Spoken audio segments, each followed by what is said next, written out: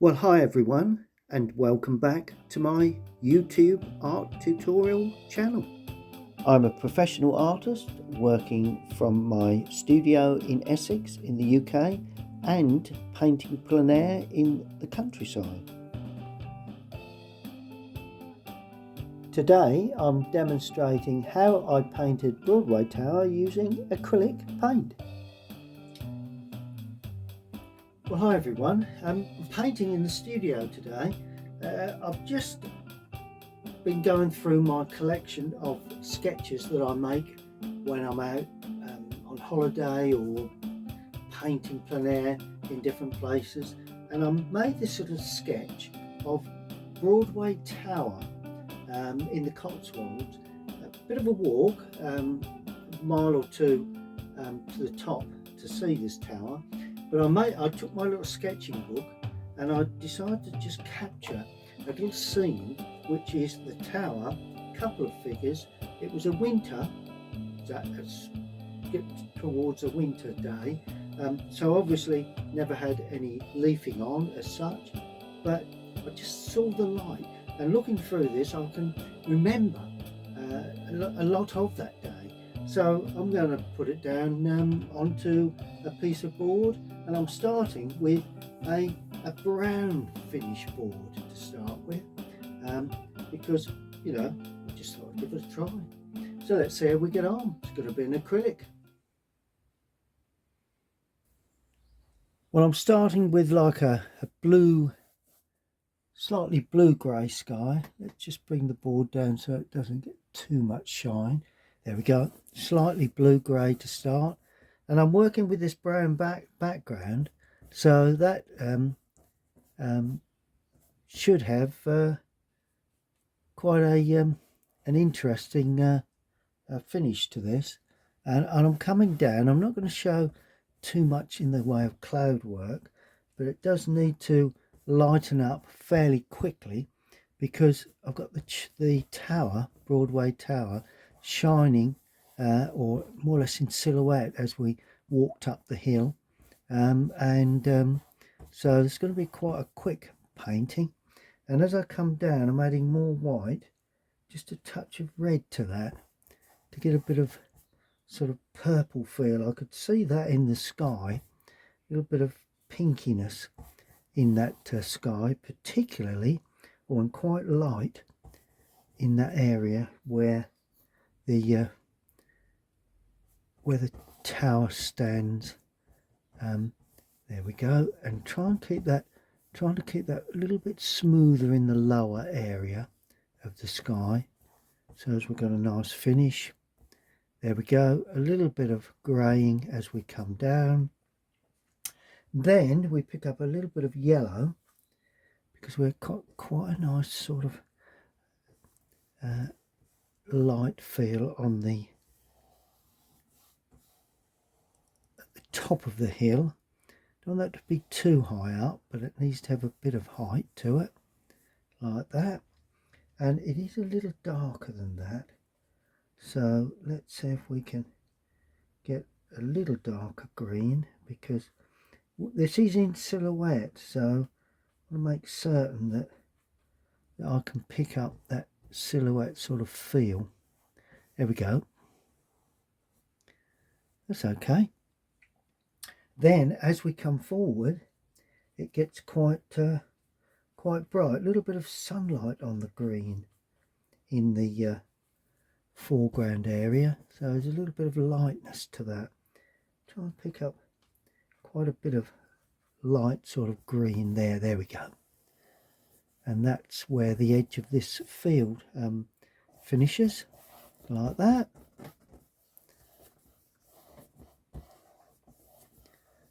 And just a splash of lighter stuff, technical term, lighter stuff in that area there. Nice bit of yellow. There we are. Let's just bring up a little bit of that yellow. Nice bit of yellow in there, nice bit of yellow in there.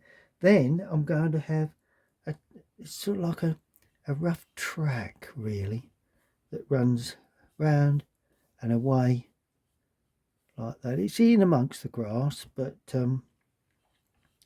and it needs to be a little deeper as that comes forward there, like that. So that's sort of mapped out the sense of what's going on there, and that's the start. Now the tower itself is in silhouette, so that stands there like that, and we have a fairly high up, actually. We're getting a little close to that. So we have a turret there and a turret there. Just see a little bit of a turret in the background, then it comes across like that. So that is where the tower itself will stand. And I'm just going to lose that into the ground there. Here we are. I'm just going to be a little stronger for sort of like that back edge there, a bit of red to that.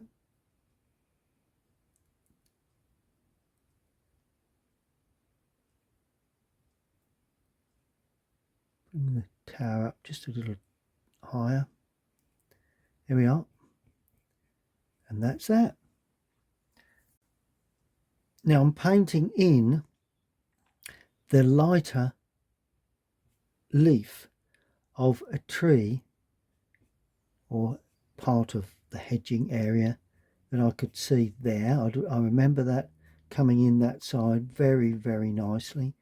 Bit of hedging there, and that stood down onto that bit there. Then I had a similar thing this side, similar effect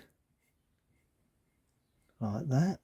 A bit of hedging there, a bit of a fence there, a bit of a gateway there coming in shortly. And so that's that. It's all about trying to capture light. Anyone that paints, or if you tried it, it really is the light that you capture that that makes it, and in many ways the least brush strokes the better. Now it's going to be considerably darker as we come down, so a bit more brown, burnt sienna in there. I like a bit of warm brown for this in that bit. There we go, a little bit heavy, but that's okay. And I'm putting a little bit of warm brown that side too. There we are. And then as we head right into the lower area, we add more blue to that to make it darker, and a bit more of the burnt umber now with this instead of burnt sienna, because that's what we need to depict this dark area there. Now plenty of blue, Prussian blue, a bit of red, really get some dark tones in this lower area there. There you go. A little bit that side, not too much. And some of that spreads up in amongst the rest of that branch work. And all will be revealed when we put in the main branches. There we are. A bit more blue, a bit more red, nice and deep tones along the bottom edge there. Perfect. Now I've changed brushes to a slightly smaller brush because I need to put in the smaller branches, or the main trunk work, actual fact, and just needs to be a little darker than that. So plenty of blue, plenty of brown, so that we can actually begin to see some of the main branches that standing up there like that, and there is some, not too, just a little bit of chunky stuff there.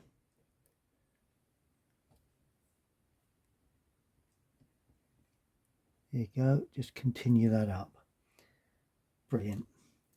Now, we won't be long before we put our figures in. Now, one figure is going to be of a reddy brown, and they stand here somewhere, a reasonable size figure there. That's it. Then the other one has a real dark feel to it, more blue, and I'm putting this one just there like that. Then of course the legs come down, show a bit of movement if we can with that. Here we are. Clean the brush. Now we want some lighter stuff, purely because we're looking at the heads really. So we have one head there and the other head there. There we go. And then we then look at the little light areas that we will see on the jackets and the arms, like that. Little light touches that will help to form and shape these figures. Now I'm going to form these figures with the use of the background as my dark, like that. So I'm using a dark colour to shape up those figures.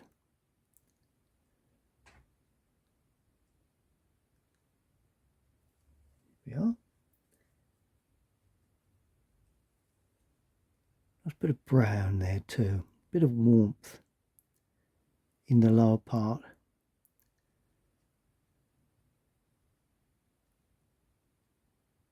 And then you can get the shape of the heads correct, and it doesn't get too complicated around where the figures are, because this is vital for the overall shape. Here we are. Now I'm dropping in the branches. There's one tree there that's fairly close to us, and it's quite a large tree. It's the larger of all the trees, but it's on the left hand side, on the right hand side, sorry, and obviously you'll see some branches here and there. Let's just do that brush so that we get some smaller. That's it. Brilliant. Make it just a little bit more flexible on the point of the brush, which is exactly what we're looking to do.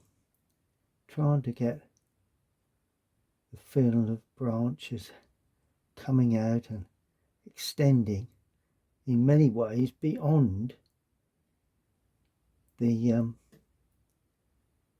what we see up into the top, and then of course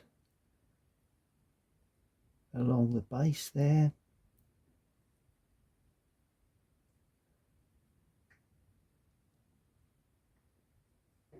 Precisely in that area that is that spiky sort of feel.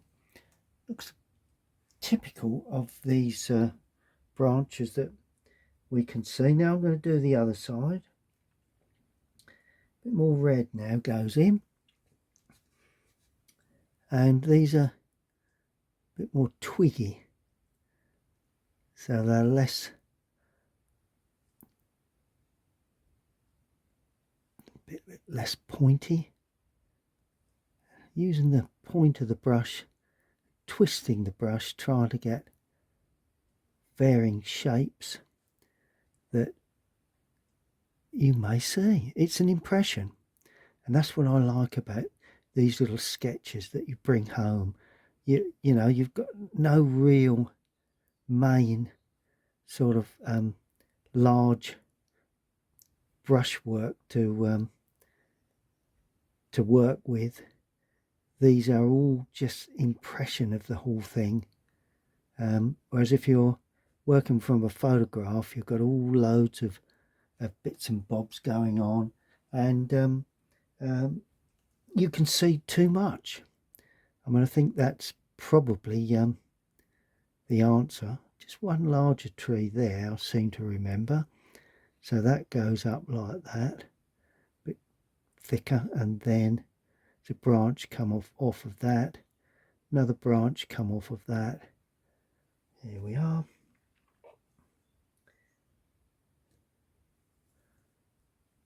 And that then goes out of picture like that. And then this branch then heads off like that.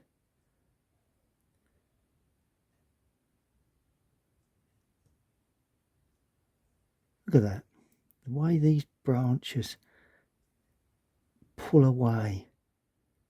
So lovely to try and depict what we see in that. Isn't that, you know, lovely and free, the freedom that you get when you're working from a sketch. You know, it does give you that extra bit of freedom, I think, because you're not constrained by a photograph. Here we are. Now there was a gate somewhere here. I think that was probably there, slightly off of centre. There. That's it.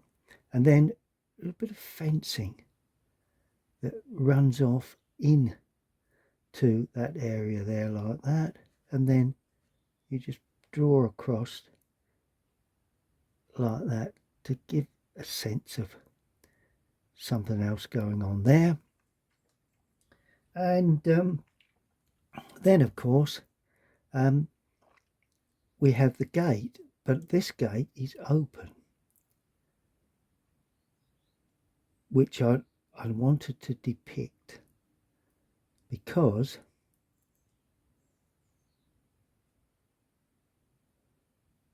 they are. With the gate open, it looks so much better than having the gate closed. Now I'm just going to finish off the top of the tower, because we've got a little bit of shape to this.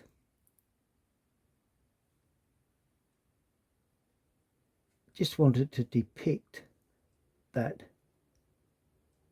tower. There is another little area there, just to sort of ring the changes a little bit, give it a little bit of so it's not purely standing there on its own without some form of shade. And I believe we do have some windows in there in places, so let's just see if we can just depict that, just hinting at that. I'm not going to get into too much in the way of detail, but there we are. That's pretty much as I saw Broadway Tower on that day. Now I'm going in with a bit of weak shadow work, because we will have some shadowing, obviously, because it is and it's just a weak wash of colour like that, just to give that feeling of a silhouette effect.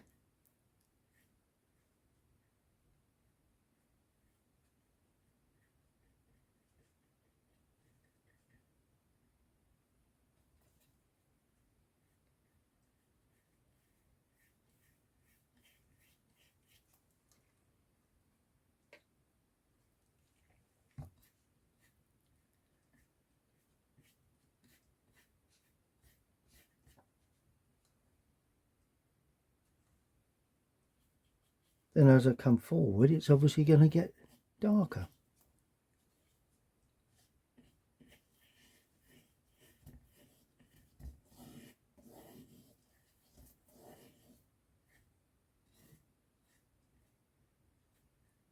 Lovely sort of impressionistic study. A lovely impression of it rather than a full-blown painting. Always a good thing.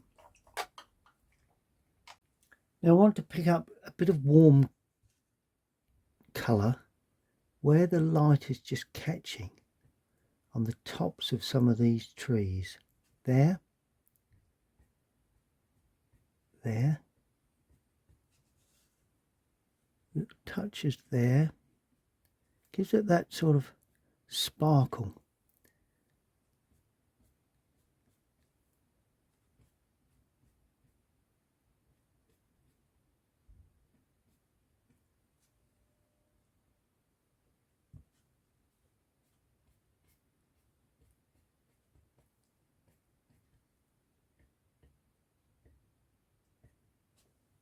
Nice sort of touches here and there, even within the ground.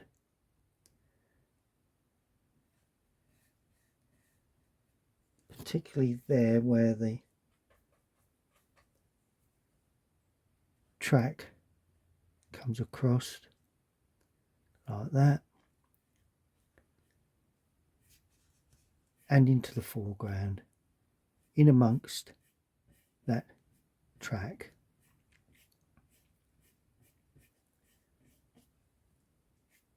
And then we sweep a bit of this over there, and we sweep a bit of that over there, and then we draw some of that paint and just blend that in there just before it dries, and then we draw some of that in there just before it dries.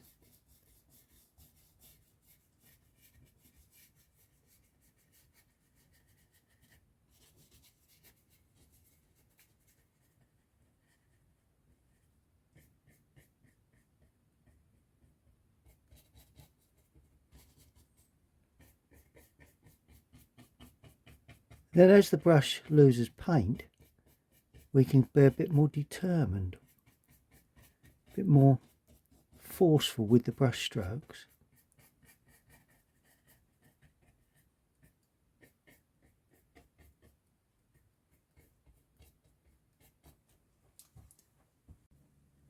Bit of modelling to the figures.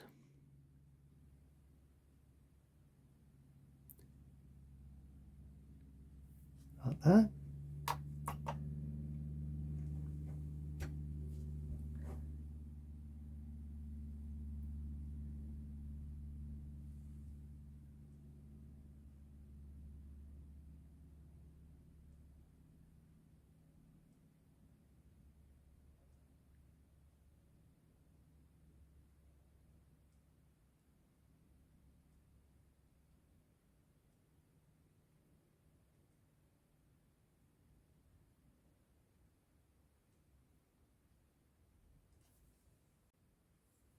I'm going to put a dog in.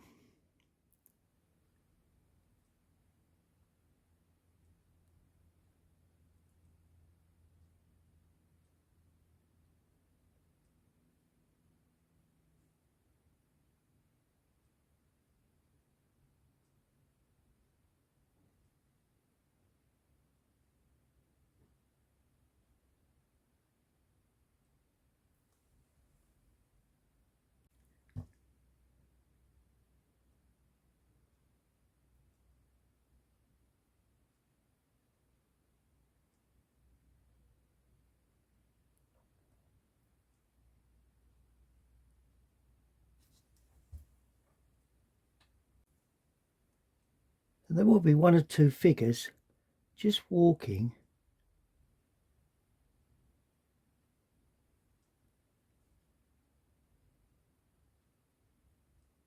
around the tower. Yeah. And to justify those being there, they need to be just standing gently on the ground. There we are. Foreground now. Bit of brown, bit of red, bit of blue for some real sort of finishing little touches that hopefully will give that little bit of impact to the whole thing. Where the posts are, you know, I'm putting in lots of little dots and dashes that don't really relate to a lot, but you'd be surprised what they how they enhance a painting of this sort. You know, it's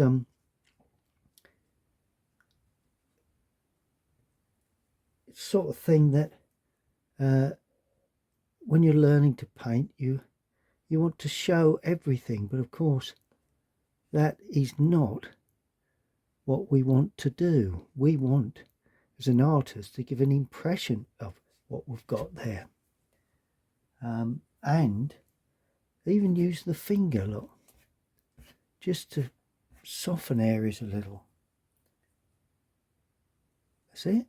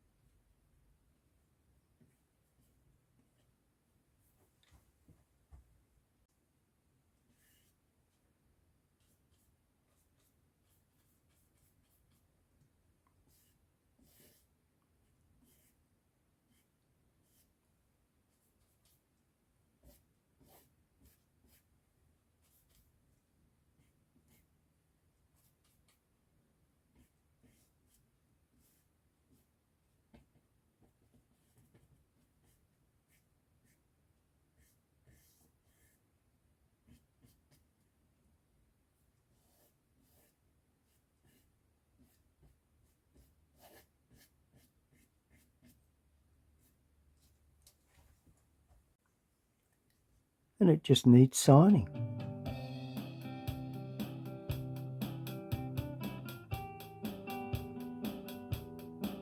And there we have it, Broadway Tower using acrylic paint. Hope you've enjoyed watching, and if you have, please subscribe to my YouTube channel. See you all again next time.